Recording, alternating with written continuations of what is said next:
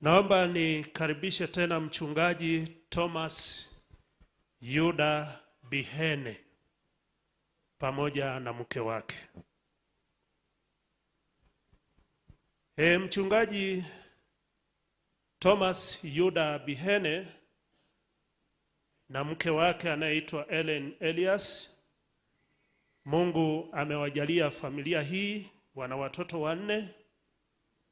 Na mchungaji Thomas Bihene amekuwa missionary wa muda mrefu akifanya kazi ya uinjilisti katika kuanzisha kazi maeneo mapya.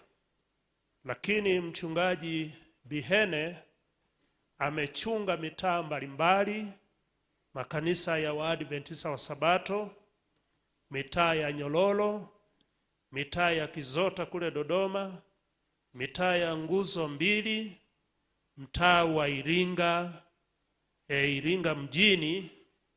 Na kwa sasa mchungaji Thomas Yuda Bihene ni mkurugenzi wa idara ya shule ya Sabato pamoja na huduma binafsi katika field ya kati mwa Tanzania, Central Tanzania Field. Katika mkutano huu wa Njombe Net Event, yeye atahudumu katika kipindi cha kaya na familia.